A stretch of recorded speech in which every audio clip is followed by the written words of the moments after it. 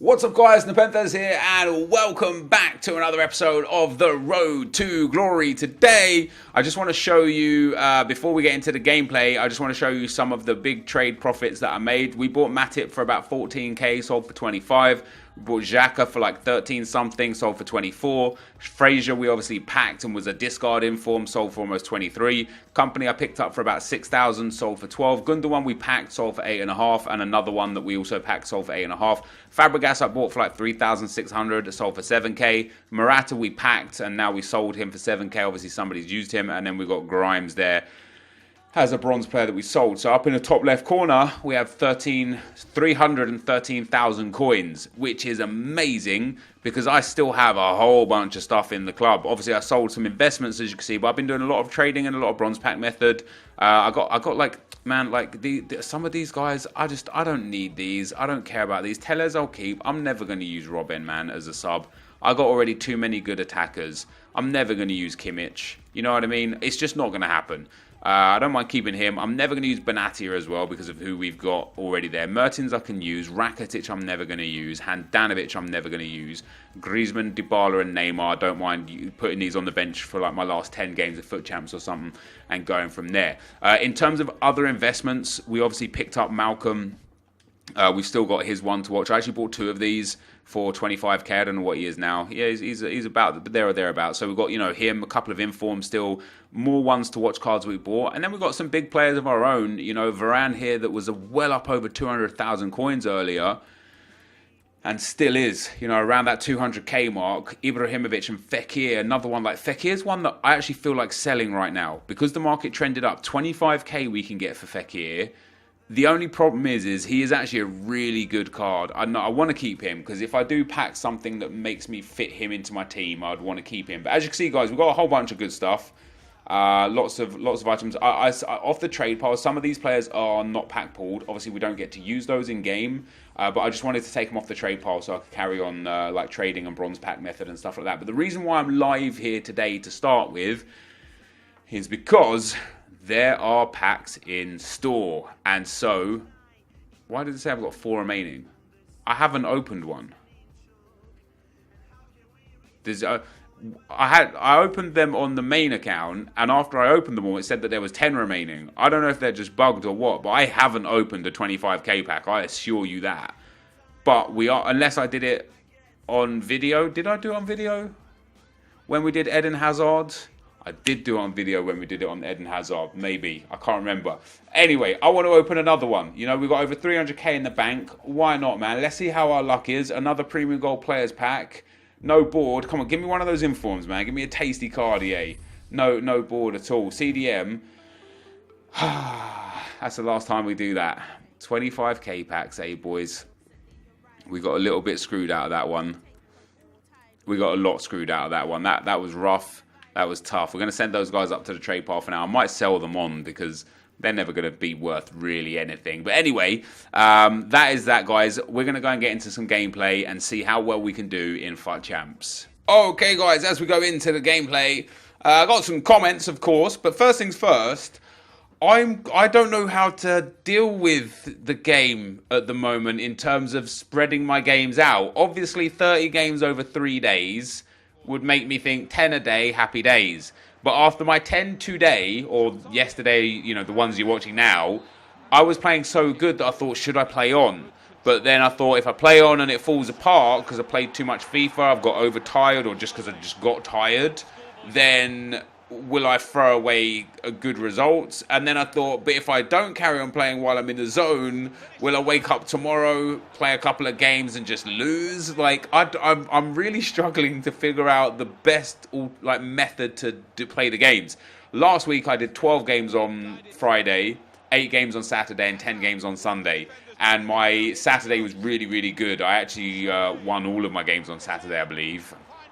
All 8 of them, maybe 7-1, something like that, but did good. And then Sunday, I only went 6-4. But yeah, after today's set of 10, we're in such a good spot. But I'm just, the way we know form works now, my form at the end of this video is +8. And so, because I've seen so many people with form go as high as +5 or as low as -5, it's like my +8. I could match up against a guy who's +3, which could be 3-0, 5-2, 8-5, 12-9. Like, or I could go and match up against someone who's +13, and they could be 17-3 and just like obliterate me. So I think after my really positive start here, I think whether or not I get a really good finish or not is genuinely going to be dependent on my luck with form and matchmaking. And for me, that should not be the case. It just shouldn't be the case. It should be based on, I don't know. I don't know what it should be based on, because no matchmaking is a bad idea, but also ELO matchmaking is a bad idea. I don't know, man. Maybe the form thing is the best of a bad world that we've got. But yeah, generally speaking, if I get lucky with my matches tomorrow and I'm constantly playing people with a lower form than me, and then when I play people with an equal or higher form than me, I can still beat those. There's no saying that just because they got better form that they're a better player. You know, they could have just played more games, got a luckier run of like people or whatever. But yeah, I don't know. I don't know how it's going to go. But anyway, got some comments, lads. First one is from Nathan. Says, "Hey Nep, this series was meant to be about you suffering with a poorer team than normal, yet you have a team better than 90% of players, and most players are meta. Pacey wingers and a prime icon striker and two of the best centre-backs in the game. One of the best centre-backs in the game. I don't think Nacho Fernandez is considered one of the best centre-backs in the game, any way, shape or form. It says, obviously it's UNEP and I will watch your videos, but I think that the overall objective of the series has been destroyed in the first 2 weeks of the game. I understand what you're saying, but let me explain to you like this. Let me give it to the vision to you like this. My team is literally identical this week to last week from the last 10 games. Like you could say, oh, it's actually different because I've got Nzonzi and Florenzi in, but I haven't added a brand new player into the squad. I'm still using the same people that I used last week. And so other people have upgraded their squads because they got their rewards, they picked their players, they spent the coins and sold items to get a better team. Now, if my rewards this coming week, whatever I finish, maybe I choke and finish gold 2, maybe I finish gold 1 again, maybe I get up to elite 3, who knows. I'm going to get rank 1 div 4 rewards again, so that's going to be great. If those rewards, again, offer me nothing by way of actually popping a player into my squads, we're again going to be in a situation where my team is exactly the same again and everybody else is upgraded. And so if I don't get any good packs going forwards or any players that just fit into my squad going forwards, other people's teams are going to be going up here and I'm just going to be staying still. So although in the here and now my team is very good and I've found a comfort with it and I'm playing well with it, I think I really enjoy the 4-2-3-1. I definitely think it's my favourite formation this year. I still think that in a few weeks' time, we'll see again. You know what I mean? When everybody else has got Screamer promo cards in and, you know, the flashback Juan Fran and Player of the Month Hazard, and I'm sitting here with just the same guys again and again and again, it's going to be interesting to see how that works. And then another person, Jose, says, hey Nep, do you think your road to glory might have got stuck already? You are now depending on packing very specific players to even remotely change your team a bit.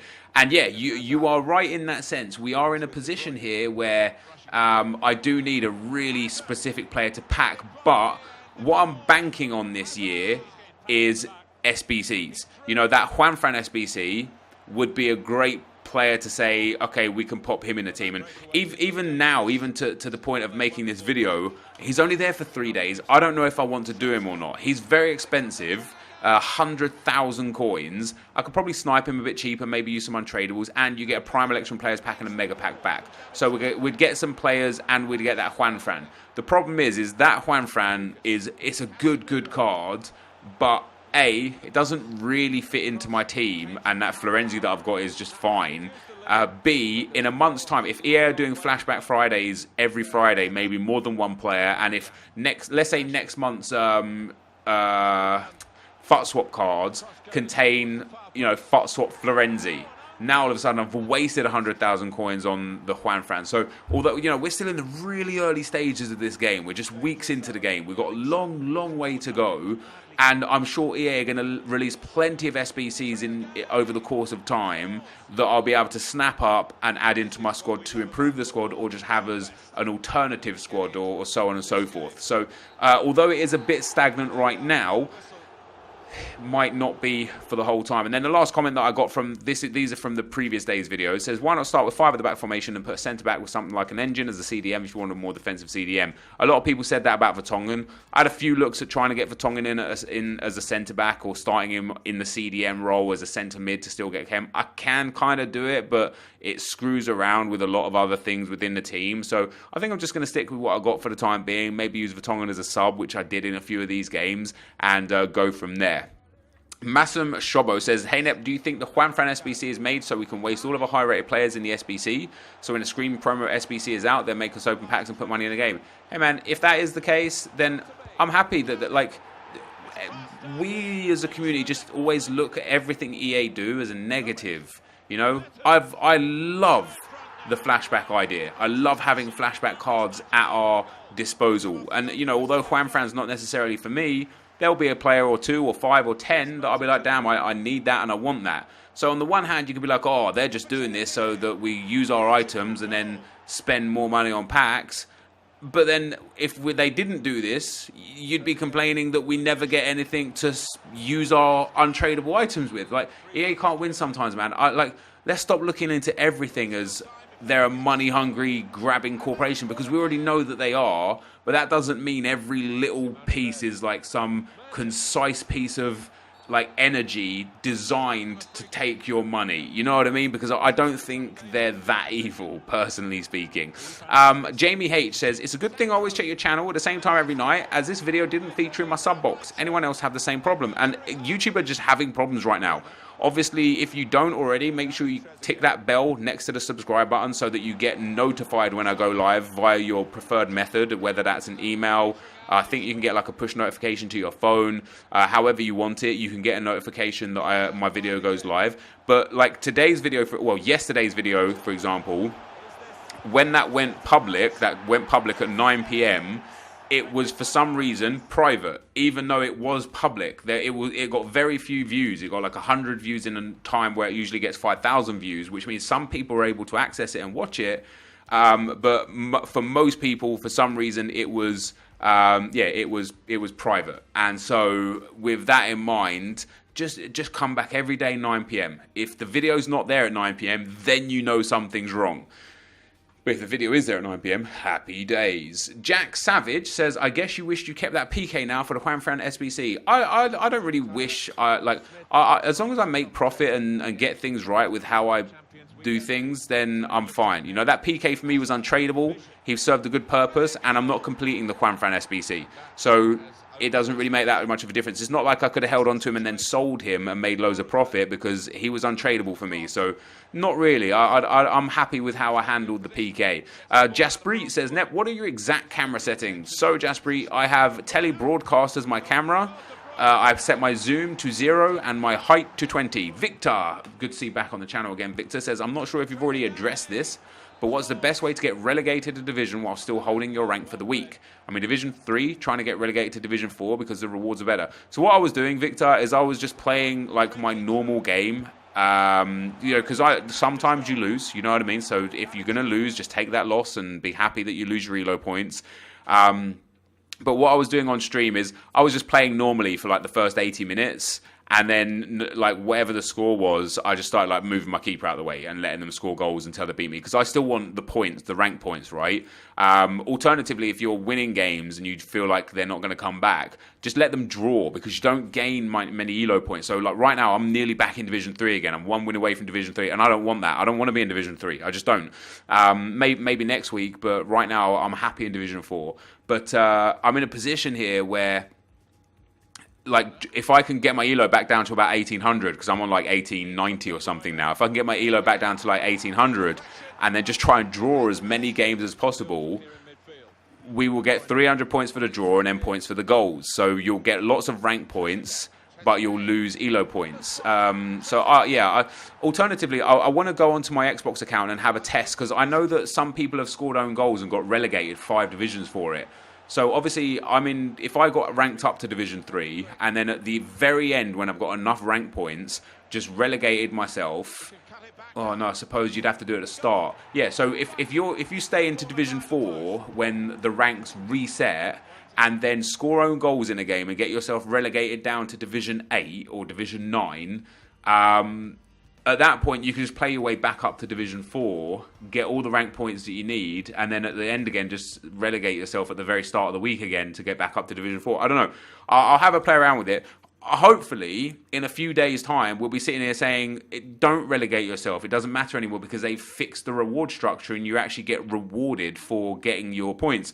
But I was talking to Skills today, and he pointed out something that's very, very true, where, for example, him in NA, he can't get rank 1. There's not enough people in Division 1 for him to get rank 1. It takes him way too long to find a game, and then sometimes when he finds a game, they back out. And then, of course, because he's playing all other Division 1 players who are solid players, scoring goals and getting wins isn't easy. Whereas in Europe, it's very easy to find games, even in Division 1.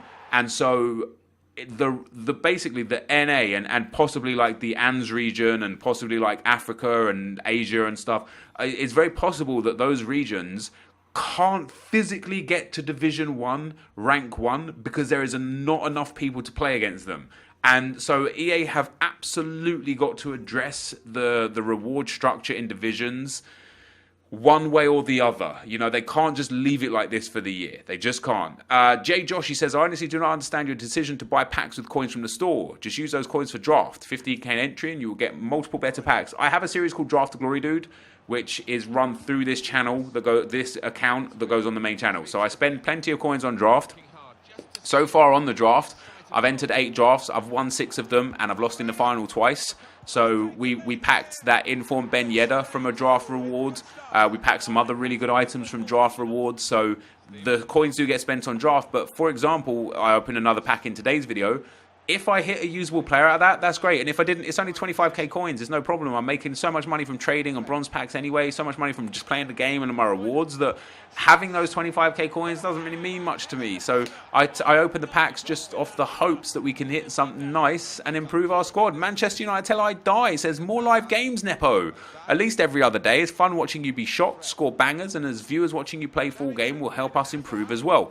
Well, thank you for saying that, dude. As soon as I move back upstairs to my other office, it's nearly finished now. Hopefully, I was expecting to be back in 2 weeks ago and then last week and now this week. Hopefully, by the middle of next week, I'll be back up in my new office, my old office that's like been refurbished and stuff. Once I can set both my PCs up, I will be able to do much more content because I'll be able to be more efficient. So when that happens, we'll make sure we get at least 2 or 3 live games in a week just for you guys to see exactly how I play. But thank you for the kind words. And then last but not least, guys, is Masterboy. It says, your games are really fun to watch. You are really good in my opinion. And Masterboy, I really thank you for saying that, man.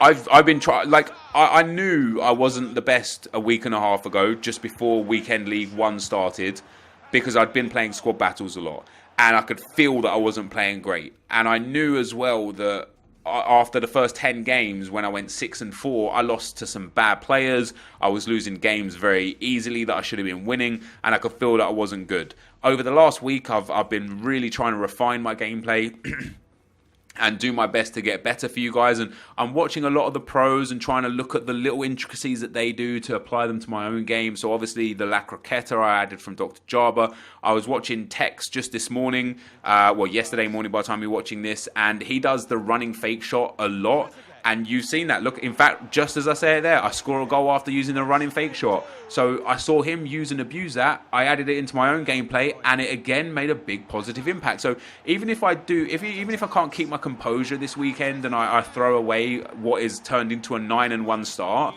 even if I throw that away and only finish gold 2 or gold 1, I'm happy in the knowledge that my actual gameplay is good and I'm getting better each week, and eventually it will all come together over a course of a weekend and we'll start smashing it. So thank you for saying that I'm really good. I am trying my best this year to actually learn to improve, and instead of blaming the game and getting frustrated and getting angry and just giving up and just whatever, every game I'm staying focused. Even the game that I lost in this set here, even when I went 3-0 down, I stayed focused. I got 2 goals back, and I just couldn't quite keep the guy out of my box and out of the back of my net.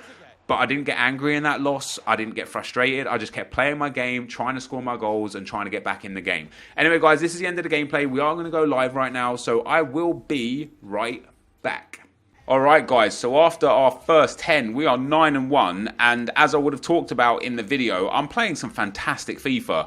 I'm loving this squad right now. I am conceding a lot of goals still because I don't have the capable defenders that I would like to have, and I don't have the super goalkeeper that I would like to have.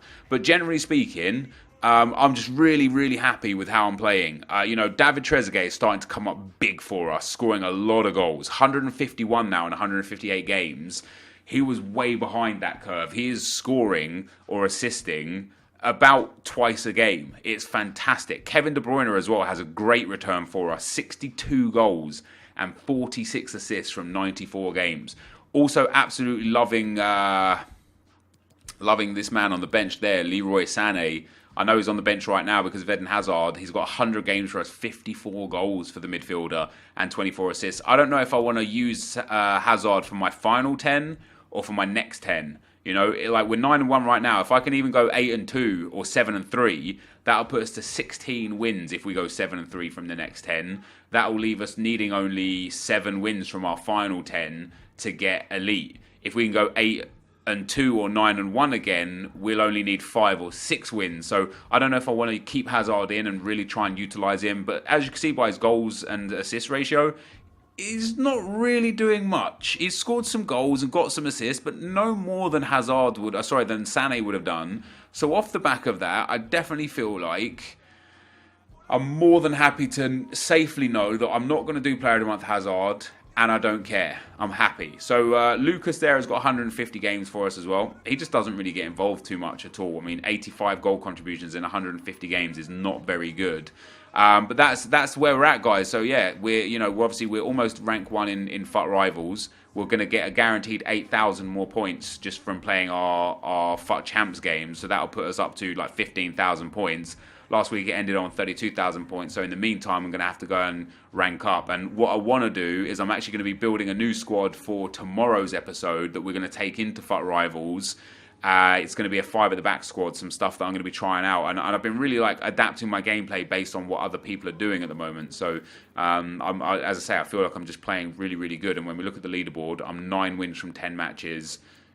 Man, if we can triple that, if we can get to Elite 1, if we can get to it, I'm way ahead of the game there. I'm never getting there. I will have a collapse. My traditional, typical Saturday collapse will happen, I'm sure. But let's hope not. Let's hope we can keep this good form up. So this, guys, is going to be the end of the video. If you did enjoy it, be sure to leave a like, rating, comment, and subscribe to my channel if you haven't already. But for now, guys, I'm out. Peace.